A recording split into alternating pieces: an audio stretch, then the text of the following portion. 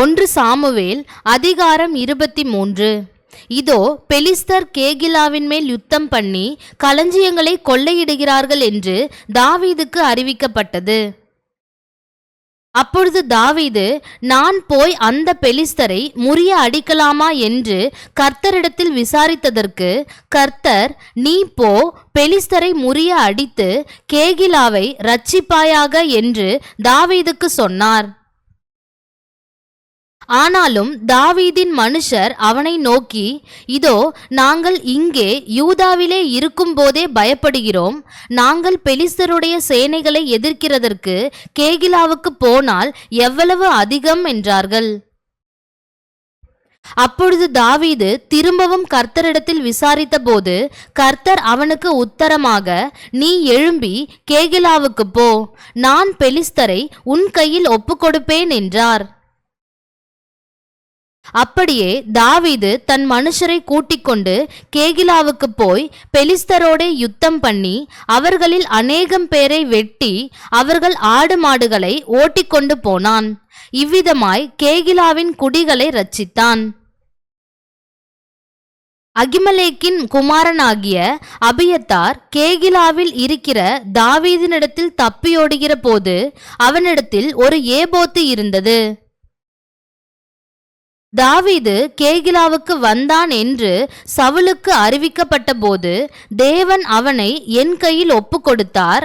அவன் கதவுகளும் தாழ்பால்களும் உள்ள பட்டணத்திற்குள் பிரவேசித்ததினால் அடைபட்டிருக்கிறான் என்று சவுல் சொல்லி தாவீதையும் அவன் மனுஷரையும் முற்றுகை போடும்படிக்கு கேகிலாவுக்கு போக எல்லா ஜனத்தையும் யுத்தத்திற்கு அழைப்பித்தான்.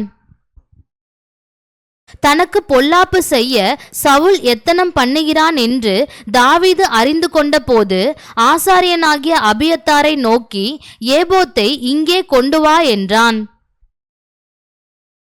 அப்பொழுது தாவீது, இஸ்ரவேலின் தேவனாகிய கர்த்தாவே, சவுல் கேகிலாவுக்கு வந்து என் நிமித்தம் பட்டணத்தை அழிக்க வகை தேடுகிறான் என்று உமது அடியானாகிய நான் நிச்சயமாய் கேள்விப்பட்டேன். கேகிலா பட்டணத்தார் என்னை அவன் கையில் ஒப்புக் கொடுப்பார்களோ? உம்முடைய அடியான் கேள்விப்பட்டபடி சவுல் வருவானோ? இஸ்ரவேலின் தேவனாகிய கர்த்தாவே, இதை உம்முடைய அடியானுக்கு தெரிவிக்க வேண்டும் என்றான். அதற்கு கர்த்தர், அவன் வருவான் என்றார். கேகிலா பட்டணத்தார் என்னையும் என் மனுஷரையும் சவுலின் கையில் ஒப்புக் கொடுப்பார்களோ என்று தாவீது கேட்டதற்கு கர்த்தர், ஒப்புக் கொடுப்பார்கள் என்றார். ஆகையால் தாவீதும் ஏறக்குறைய 600 பேராகிய அவன் மனுஷரும் எழும்பி கேகிலாவை விட்டு புறப்பட்டு போகக்கூடிய இடத்திற்கு போனார்கள். தாவீது கேகிலாவிலிருந்து தப்பி போனான் என்று சவுலுக்கு அறிவிக்கப்பட்ட போது தான் புறப்படுகிறதை நிறுத்திவிட்டான். தாவீது வனாந்தரத்திலுள்ள அரணான ஸ்தலங்களிலே தங்கி சீப் என்னும் வனாந்தரத்தில் இருக்கிற ஒரு மலையிலே தரித்திருந்தான். சவுல் அனுதினமும் அவனை தேடியும் தேவன் அவனை அவன் கையில் ஒப்பு கொடுக்கவில்லை. தன் பிராணனை வாங்க தேடும்படிக்கு சவுல் புறப்பட்டான் என்று தாவீது அறிந்தபடியினாலே தாவீது சீப் வனாந்தரத்திலுள்ள ஒரு காட்டிலே இருந்தான். அப்பொழுது சவுலின் குமாரனாகிய யோனத்தான் எழுந்து காட்டில் இருக்கிற தாவீதினிடத்தில் போய் தேவனுக்குள் அவன் கையை திடப்படுத்தி, நீர் பயப்பட வேண்டாம், என் தகப்பனாகிய சவுலின் கை உம்மை கண்டுபிடிக்க மாட்டாது. நீர் இஸ்ரவேலின் மேல் ராஜாவாயிருப்பீர். அப்பொழுது நான் உமக்கு இரண்டாவதாயிருப்பேன். அப்படி நடக்கும் என்று என் தகப்பனாகிய சவுலும் அறிந்திருக்கிறார் என்றான். அவர்கள் இருவரும் கர்த்தருக்கு முன்பாக உடன்படிக்கை பண்ணின பின்பு தாவீது காட்டில் இருந்து விட்டான். யோனத்தானோ தன் வீட்டிற்கு போனான். பின்பு சீப் ஊரார் கிபியாவில் இருக்கிற சவுலிடத்தில் வந்து, தாவீது எங்களிடத்தில் எஷிமோனுக்கு தெற்கே ஆகிலா என்னும் மலை காட்டிலுள்ள அரணிப்பான இடங்களில் ஒளித்து கொண்டிருக்கிறான் அல்லவா? இப்போதும் ராஜாவே, நீர் உம்முடைய மனவிருப்பத்தின்படி இறங்கி வாரும். அவனை ராஜாவின் கையில் ஒப்புக் கொடுக்க எங்களால் ஆகும் என்றார்கள். அதற்கு சவுல், நீங்கள் என்மேல் தயை வைத்ததினாலே கர்த்தரால் ஆசீர்வதிக்கப்பட்டிருப்பீர்களாக. நீங்கள் போய் அவன் கால் நடமாடுகிற இடத்தை பார்த்து அங்கே அவனை கண்டவன் யார் என்பதையும் இன்னும் நன்றாய் விசாரித்து அறியுங்கள். அவன் மகா தந்திரவாதி என்று எனக்கு தெரிய வந்தது. அவன் ஒளித்து கொண்டிருக்கும் எல்லா மறைவிடங்களையும் பார்த்தறிந்து கொண்டு நிச்சய செய்தி எனக்கு கொண்டு வாருங்கள். அப்பொழுது நான் உங்களோடே கூட வந்து அவன் தேசத்தில் இருந்தால் யூதாவில் இருக்கிற சகல ஆயிரங்களுக்குள்ளும் அவனை தேடி போவேன் என்றான். அப்பொழுது அவர்கள் எழுந்து சவுலுக்கு முன்னாலே சீப் ஊருக்கு போனார்கள். தாவீதும் அவன் மனுஷரும் எஷிமோனுக்கு தெற்கான அந்தர வெளியாகிய மாகோன் வனாந்தரத்தில் இருந்தார்கள். சவுலும் அவன் மனுஷரும் தாவீதை தேட வருகிறார்கள் என்று அவனுக்கு அறிவிக்கப்பட்ட போது அவன் கன்மலையிலிருந்து இறங்கி மாகோன் வனாந்தரத்திலே தங்கினான். அதை சவுல் கேள்விப்பட்டு மாகோன் வனாந்தரத்திலே தாவீதை பின்தொடர்ந்தான். சவுல் மலையின் இந்த பக்கத்திலும் தாவீதும் அவன் மனுஷரும் மலையின் அந்த பக்கத்திலும் நடந்தார்கள். சவுலுக்கு தப்பி போக தாவீது தீவிரித்த போது சவுலும் அவன் மனுஷரும் தாவீதையும் அவன் மனுஷரையும் பிடிக்கத்தக்கதாய் அவர்களை வளைந்து கொண்டார்கள். அந்த சமயத்தில் ஒரு ஆள் சவுலிடத்தில் வந்து, நீர் சீக்கிரமாய் வாரும், பெலிஸ்தர் தேசத்தின் மேல் படையெடுத்து வந்திருக்கிறார்கள் என்றான். அதனால் சவுல் தாவீதை பின்தொடருகிறதை விட்டு திரும்பி பெலிஸ்தரை எதிர்க்கும்படி போனான். ஆதலால் அவ்விடத்திற்கு சேலா அம்மாலிகோத் என்று பெயரிட்டார்கள். தாவீது அவ்விடத்தை விட்டு புறப்பட்டு என்கேதியில் உள்ள அரணிப்பான இடங்களில் தங்கினான். அதிகாரம் 24. சவுல் பெலிஸ்தரை பின்தொடர்ந்து திரும்பி வந்தபோது இதோ தாவீது என்கேதியின் வனாந்தரத்தில் இருக்கிறான் என்று அவனுக்கு அறிவிக்கப்பட்டது. அப்பொழுது சவுல் இஸ்ரவேல் அனைத்திலும் தெரிந்து கொள்ளப்பட்ட 3000 பேரை கூட்டிக் கொண்டு தாவீதையும் அவன் மனுஷரையும் வரையாடுகளுள்ள கன்மலைகளின் மேல் தேடப் போனான்.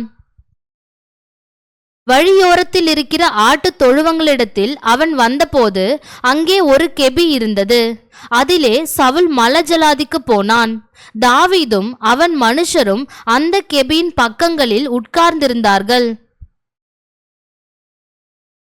அப்பொழுது தாவீதின் மனுஷர் அவனை நோக்கி, இதோ நான் உன் சத்ருவை உன் கையில் ஒப்புக்கொடுப்பேன், உன் பார்வைக்கு நலமானபடி அவனுக்கு செய்வாயாக என்று கர்த்தர் உன்னோடே சொன்ன நாள் இதுதானே என்றார்கள். தாவீது எழுந்திருந்து போய் சவுலுடைய சால்வையின் தொங்கலை மெல்ல அறுத்து கொண்டான். தாவீது சவுலின் சால்வை தொங்கலை அறுத்து கொண்டது நிமித்தம் அவன் மனது அடித்து கொண்டிருந்தது. அவன் தன் மனுஷரை பார்த்து, கர்த்தர் அபிஷேகம் பண்ணின என் ஆண்டவன் மேல் என் கையை போடும்படியான இப்படிப்பட்ட காரியத்தை நான் செய்யாதபடிக்கு கர்த்தர் என்னை காப்பாராக. அவர் கர்த்தரால் அபிஷேகம் பண்ணப்பட்டவர் என்று சொல்லி தன் மனுஷரை சவுலின் மேல் எழும்ப ஒட்டாமல் இவ்வார்த்தைகளினால் அவர்களை தடை பண்ணினான். சவுல் எழுந்திருந்து கெபியை விட்டு வழியே நடந்து போனான். அப்பொழுது தாவீதும் எழுந்து கெபியிலிருந்து புறப்பட்டு சவுலுக்கு பின்னாக போய், ராஜாவாகிய என் ஆண்டவனே என்று கூப்பிட்டான். சவுல் திரும்பி பார்த்தபோது தாவீது தரை மட்டும் முகங்குனிந்து வணங்கி சவுலை நோக்கி, தாவீது உமக்கு பொல்லாப்பு செய்ய பார்க்கிறான் என்று சொல்லுகிற மனுஷருடைய வார்த்தைகளை ஏன் கேட்கிறீர்? இதோ கர்த்தர் இன்று கெபியில் உம்மை என் கையில் ஒப்புக்கொடுத்தார் என்பதை இன்றைய தினம் உம்முடைய கண்கள் கண்டதே. உம்மை கொன்று போட வேண்டும் என்று சிலர் சொன்னார்கள்.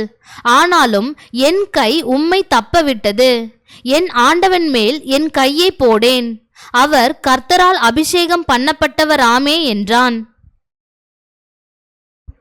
என் தகப்பனே, பாரும், என் கையில் இருக்கிற உம்முடைய சால்வையின் தொங்கலை பாரும். உம்மை கொன்று போடாமல் உம்முடைய சால்வையின் தொங்கலை அறுத்து கொண்டேன். என் கையிலே பொல்லாப்பும் துரோகமும் இல்லை என்றும் உமக்கு நான் குற்றம் செய்யவில்லை என்றும் அறிந்து கொள்ளும். நீரோ என் பிராணனை வாங்க அதை வேட்டையாடுகிறீர். கர்த்தர் எனக்கும் உமக்கும் நடுநின்று நியாயம் விசாரித்து கர்த்தர் தாமே என் காரியத்தில் உமக்கு நீதியை சரிக்கட்டுவாராக. உம்முடைய பேரில் நான் கை போடுவதில்லை. முதியோர் மொழிப்படியே ஆகாதவர்களிடத்திலே ஆகாமியம் பிறக்கும். ஆகையால் உம்முடைய பேரில் நான் கை போடுவதில்லை. இஸ்ரவேலின் ராஜா யாரை தேட புறப்பட்டார்? ஒரு செத்த நாயையா? ஒரு தெள்ளு பூச்சியையா? நீர் யாரை பின்தொடருகிறீர்? கர்த்தர் நியாயாதிபதியாயிருந்து எனக்கும் உமக்கும் நியாயம் தீர்த்து எனக்காக வழக்காடி நான் உம்முடைய கைக்கு தப்ப என்னை விடுவிப்பாராக என்றான். தாவீது இந்த வார்த்தைகளை சவுலோடே சொல்லி முடிந்த பின்பு, சவுல், என் குமாரனாகிய தாவீதே, இது உன்னுடைய சத்தமல்லவா என்று சொல்லி சத்தமிட்டு அழுது தாவீதை பார்த்து, நீ என்னை பார்க்கிலும் நீதிமான். நீ எனக்கு நன்மை செய்தாய், நானோ உனக்கு தீமை செய்தேன். நீ எனக்கு நன்மை செய்ததை இன்று விளங்க பண்ணினாய். கர்த்தர் என்னை உன் கையில் ஒப்பு கொடுத்திருந்தும் நீ என்னை கொன்று போடவில்லை. ஒருவன் தன் மாற்றானை கண்டுபிடித்தால் அவனை சுகமே போகவிடுவானோ? இன்று நீ எனக்கு செய்த நன்மைக்காக கர்த்தர் உனக்கு நன்மை செய்வாராக. நீ நிச்சயமாக ராஜாவாய் இருப்பாய் என்றும் இஸ்ரவேலின் ராஜ்யபாரம் உன் கையில் நிலைவரப்படும் என்றும் அறிவேன். இப்போதும் நீ எனக்கு பின்னிருக்கும் என் சந்ததியை வேறறுப்பதில்லை என்றும் என் தகப்பன் வீட்டாரில் என் பெயரை அழித்து போடுவதில்லை என்றும் கர்த்தர் மேல் எனக்கு ஆணையிட்டு கொடு என்றான். அப்பொழுது தாவீது சவுலுக்கு ஆணையிட்டு கொடுத்தான். பின்பு சவுல் தன் வீட்டுக்கு புறப்பட்டு போனான். தாவீதும் அவன் மனுஷரும் அரணிப்பான இடத்திற்கு ஏறி போனார்கள். அதிகாரம் 25. சாமுவேல் மரணமடைந்தான். இஸ்ரவேலர் எல்லோரும் கூடி வந்து அவனுக்காக துக்கம் கொண்டாடி ராமாவில் இருக்கிற அவனுடைய வளவிலே அவனை அடக்கம் பண்ணினார்கள். தாவீது எழுந்து பாரான் வனாந்தரத்திற்கு புறப்பட்டு போனான். மாகோனிலே ஒரு மனுஷன் இருந்தான். அவனுடைய தொழிற்துறை கர்மேலில் இருந்தது. அந்த மனுஷன் மகாபாரி குடித்தனக்காரனாயிருந்தான். அவனுக்கு 3000 ஆடும் 1000 வெள்ளாடும் இருந்தது. அவன் அப்பொழுது கர்மேலில் தன் ஆடுகளை மயிர் கத்தரித்து கொண்டிருந்தான். அந்த மனுஷனுக்கு நாபால் என்றும் அவன் மனைவிக்கு அபிகாயில் என்றும் பெயர். அந்த ஸ்திரீ மகா புத்திசாலியும் ரூபவதியுமாயிருந்தாள். அந்த புருஷனோ முரடனும் திராகிரதனுமாயிருந்தான். அவன் காலேபுடைய சந்ததியான். நாபால் தன் ஆடுகளை மயிர் கத்தரிக்கிற செய்தியை வனாந்தரத்தில் இருக்கிற தாவீது கேட்டபோது, தாவீது 10 வாலிபரை அழைத்து, நீங்கள் கர்மேலுக்கு போய் நாபாலிடத்தில் சென்று என் பேரை சொல்லி அவன் சுக செய்தியை விசாரித்து அவனை நோக்கி, நீர் வாழ்க, உமக்கு சமாதானமும் உம்முடைய வீட்டுக்கு சமாதானமும் உமக்கு உண்டான எல்லாவற்றிற்கும் சமாதானமும் உண்டாவதாக என்று அவனை வாழ்த்தி, இப்பொழுது ஆடுகளை மயிர் கத்தரிக்கிறவர்கள் உம்மிடத்தில் இருக்கிறார்கள் என்று கேள்விப்பட்டேன். உம்முடைய மேய்ப்பர் எங்களோடே கூட இருந்தார்கள். அவர்கள் கர்மேலில் இருந்த நாளெல்லாம் நாங்கள் அவர்களை வருத்தப்படுத்தவில்லை. அவர்களுடைய பொருள் ஒன்றும் காணாமற் போனதும் இல்லை. உம்முடைய வேலைக்காரரை கேளும், அவர்கள் உமக்கு சொல்லுவார்கள். ஆதலால் இந்த வாலிபருக்கு உம்முடைய கண்களிலே தயை கிடைக்க வேண்டும். நல்ல நாளில் வந்தோம், உம்முடைய கைக்கு உதவுவதை உம்முடைய ஊழியக்காரருக்கும் உம்முடைய குமாரனாகிய தாவீதுக்கும் கொடுக்கும்படி வேண்டுகிறேன் என்று சொல்லுங்கள் என்றான். தாவீதின் வாலிபர் போய் இந்த வார்த்தைகளையெல்லாம் தாவீதின் நாமத்தினாலே நாபாலிடத்தில் சொல்லி பின்னொன்றும் பேசாதிருந்தார்கள். நாபால் தாவீதின் ஊழியக்காரருக்கு பிரதியுத்தரமாக, தாவீது என்பவன் யார்? ஈசாயின் குமாரன் யார்? தங்கள் எஜமான்களை விட்டு ஓடிப்போகிற வேலைக்காரர் இந்நாளில் அநேகர் உண்டு. நான் என் அப்பத்தையும் என் தண்ணீரையும் என் ஆடுகளை மயிர் கத்திரிக்கிறவர்களுக்காக நான் அடித்து சமையல் பண்ணுவித்ததையும் எடுத்து இன்ன இடத்தார் என்று நான் அறியாத மனுஷருக்கு கொடுப்பேனோ என்றான். தாவீதின் வாலிபர் தங்கள் வழியே திரும்பி மறுபடியும் தாவீதினிடத்தில் வந்து இந்த வார்த்தைகளையெல்லாம் அவனுக்கு அறிவித்தார்கள். அப்பொழுது தாவீது தன் மனுஷரை பார்த்து, நீங்கள் அவரவர் உங்கள் பட்டயத்தை கட்டிக்கொள்ளுங்கள் என்றான். அவரவர் தங்கள் பட்டயத்தை கட்டிக்கொண்டார்கள். தாவீதும் தன் பட்டயத்தை கட்டிக்கொண்டான். ஏறக்குறைய 400 பேர் தாவீதுக்கு பின் சென்று புறப்பட்டு போனார்கள். 200 பேர் ரஸ்துக்கள் அண்டையில் இருந்து விட்டார்கள். அப்பொழுது வேலைக்காரரில் ஒருவன் நாபாலுடைய மனைவியாகிய அபிகாயிலை நோக்கி, இதோ நம்முடைய எஜமானுடைய சுகசெய்தி விசாரிக்க தாவீது வனாந்தரத்திலிருந்து ஆட்களை அனுப்பினான். அவர்கள் பேரில் அவர் சீறினார். அந்த மனுஷரோ எங்களுக்கு மிகவும் உபகாரிகளாயிருந்தார்கள். நாங்கள் வெளிகளில் இருக்கும்போது அவர்கள் எங்களிடத்தில் நடமாடின நாளெல்லாம் அவர்கள் எங்களை வருத்தப்படுத்தினதும் இல்லை, நமது பொருளில் ஒன்றும் காணாமற் போனதும் இல்லை. நாங்கள் ஆடுகளை மேய்த்து அவர்களிடத்தில் இருந்த நாளெல்லாம் அவர்கள் இரவும் பகலும் எங்களை சுற்றிலும் மதிலாயிருந்தார்கள். இப்போதும் நீர் செய்ய வேண்டியதை கவனித்து பாரும். நம்முடைய எஜமான் மேலும் அவருடைய வீட்டார் யாவர் மேலும் நிச்சயமாய் ஒரு பொல்லாப்பு வருகிறதாயிருக்கிறது. இவரோ ஒருவரும் தம்மோடே பேசக்கூடாதபடிக்கு பேலியாளின் மகனாயிருக்கிறார் என்றான். அப்பொழுது அபிகாயில் தீவிரமாய் 200 அப்பங்களையும் 2 துருத்தி திராட்சரசத்தையும் சமையல் பண்ணப்பட்ட 5 ஆடுகளையும் 5 படி வறுத்த பயற்றையும் வற்றலாக்கப்பட்ட 100 திராட்சை குலைகளையும் வற்றலான 200 அத்திப்பழ அடைகளையும் எடுத்து கழுதைகள் மேல் ஏற்றி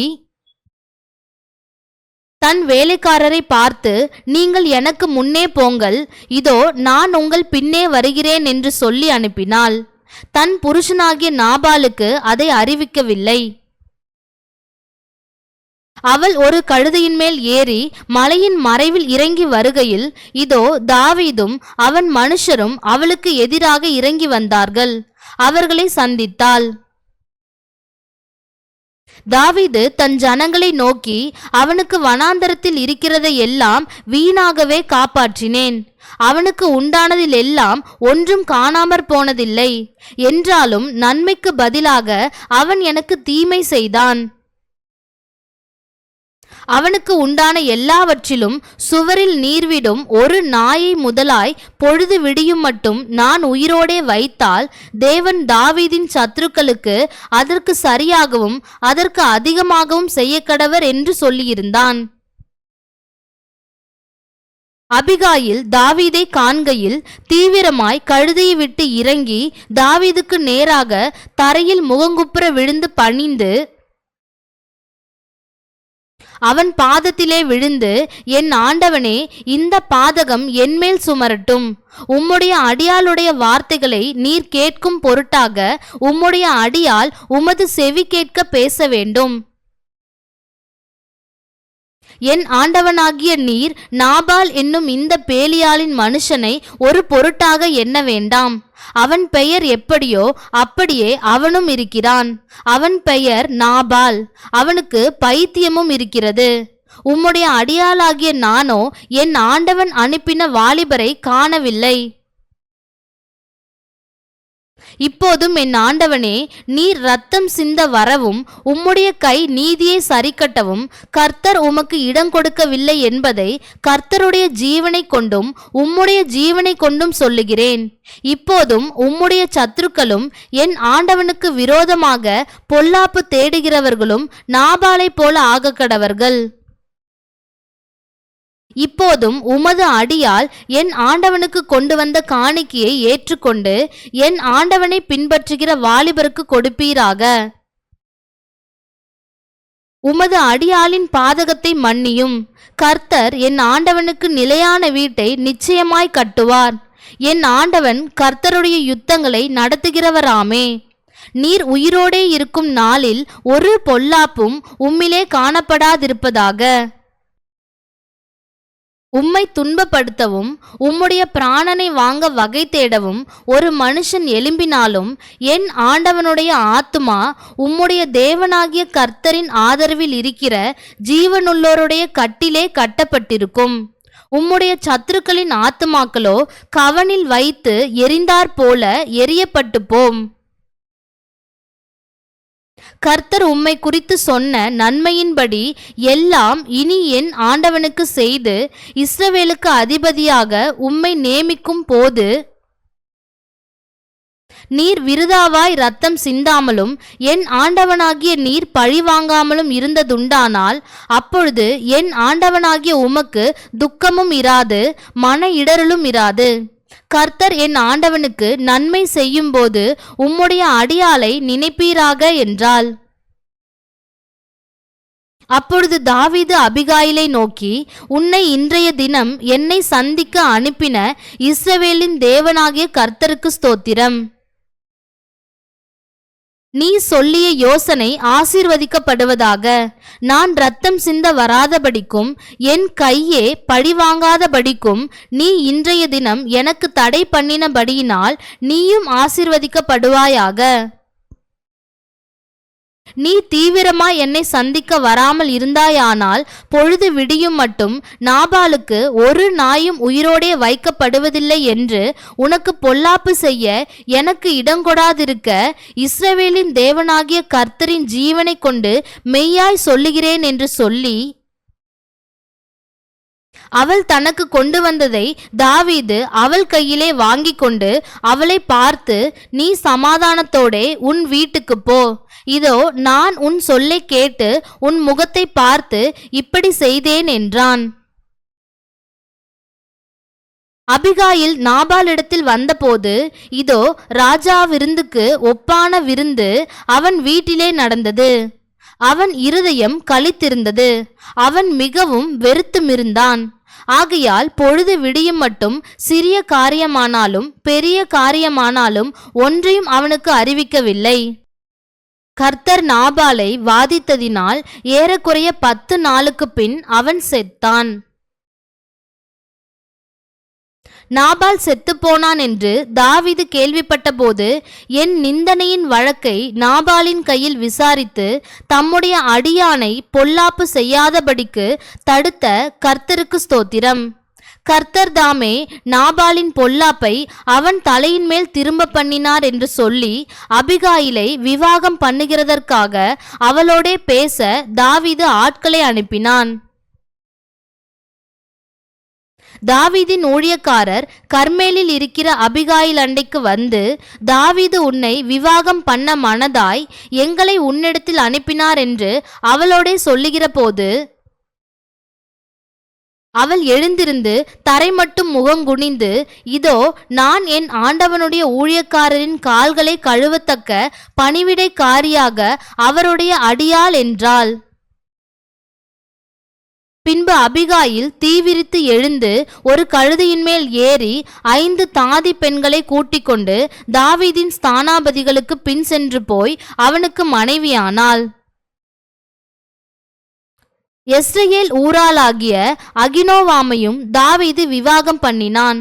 அவர்கள் இருவரும் அவனுக்கு மனைவிகளானார்கள்.